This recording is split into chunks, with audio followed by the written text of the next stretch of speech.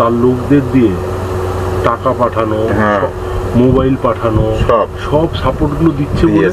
শুনুন দাদা, খালি জিনিসে কিচ্ছু খালি হাতে হবে না, খালি হাতে কখনো হয়। আমরা না দীর্ঘদিন করে আসছি, আমরা বঞ্চিত হয়ে আসি, সে ঠিক আছে, আমরা মেনে নিতে পারবো। আমরা দেশের স্বার্থে লড়ছি, অখণ্ড ভারত চাই আমাদের। কিছুদিন আগে যে সন্দেশখালীতে শেখ শাহজাহান ও শিবু হাজারের বিরুদ্ধে যে নারীদের একটি বিশাল বড় আন্দোলন দেখা গিয়েছিল, সেটা একরকম ভাবিয়ে তুলেছিল সারা দেশ।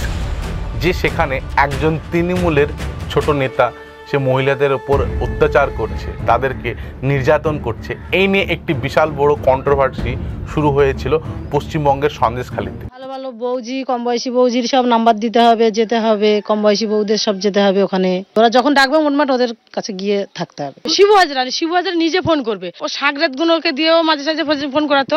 কি কাজ রাত 12টার সময় কিসের কাজ শিবু হাজরার? সন্দেশখালীতে শিবু হাজরা ও শাহজাহান শেখের বিরুদ্ধে যে আন্দোলনের পরিপ্রেক্ষিতে শেখ শাহজাহান শেখকে গ্রেপ্তার করা হয়। আর এই শেখ শাহজাহানের গ্রেপ্তারকে কেন্দ্র করে সন্দেশখালীতে পালিত হয়েছিল এক উৎসব। এই রিসেন্টলি 10 দিন আগে একটি ভিডিও ভাইরাল হয়েছে, যে সন্দেশখালীতে যে নারী নির্যাতনের বিষয়টা, সেটা সম্পূর্ণ একটি চক্রান্ত, সাজানো। সেই ভিডিওতে দেখা গেছে সন্দেশখালী ব্লক 2 এর বিজেপি সদস্য গঙ্গাধর কয়াল বলেছেন যে সেখানকার মহিলাদেরকে 2000 করে টাকা দেওয়া হয়েছে এবং এই শেখ শাহজাহান বা তৃণমূলের বিরুদ্ধে একটি বিশাল বড় ষড়যন্ত্রে সামিল হতে। কিন্তু এই যে গঙ্গাধর কয়ালের ভিডিওটি ভাইরাল হয়েছে, সেটার সত্যতা যাচাই এখনো পর্যন্ত করা হয়নি। আমার বিরুদ্ধে যে ভিডিওটি ভাইরাল হয়েছে, এটা পুরোপুরি চক্রান্ত এবং ষড়যন্ত্র। আমার গলাকে বিকৃত করে হাই টেকনোলজির মাধ্যমে আমার গলাকে বিকৃত করা হয়েছে। আমাকে এবং আমার দলকে এবং সন্দেশখালী মায়েরা যারা আন্দোলন করেছে তাদেরকে কালিমালিপ্ত করার জন্যে এবং আমার বিরোধী দল নেতা শুভেন্দু অধিকারীকে কালিমালিপ্ত করার জন্যে এটা তাদের চক্রান্ত। এবার সন্দেশখালী মহিলাদের দাবি যে এই গঙ্গাধর কয়ালকে আমরা চিনি না। ওনাকে সত্যি আমরা চিনতাম না।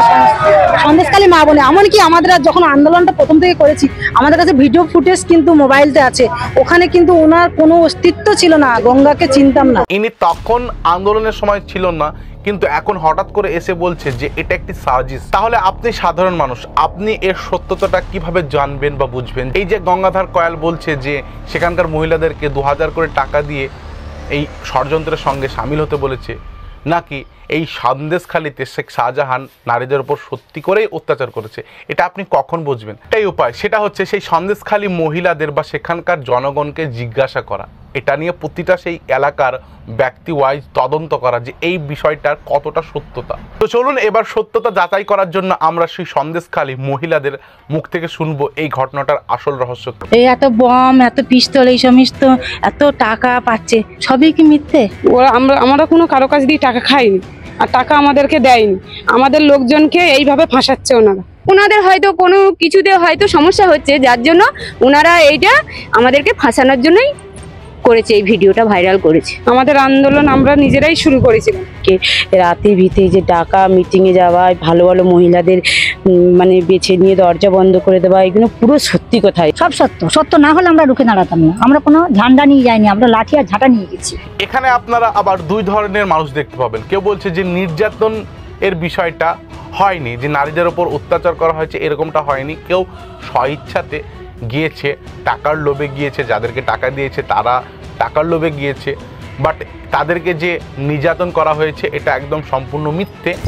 বলতে যারা স্বেচ্ছায় গেছে তারা হয়তো গেছে, কিন্তু এই যে কাউকে যে তুলে নিয়ে যাবে, জোর করে তুলে নিয়ে গিয়ে যে অত্যাচার হয়েছে, এরকমই ঘটনা কই ঘটেনি। অত্যাচার বলতে আমাদের উপর অত্যাচার হতো মিটিংয়ে টাকা নিয়ে অত্যাচার। ধর্ষণ হয়েছে, কারোর সাথে যৌন হেনস্থা হয়েছে, এরকম না এরকম আমরা শুনিনি। শুনিনি বলতে ওই কথায় মানে বলছে, ও বলছে, এইটুকুই যাক। তাছাড়া নিজের চোখে, আমরা তো সন্দেশখালী এলাকারই বাসিন্দা,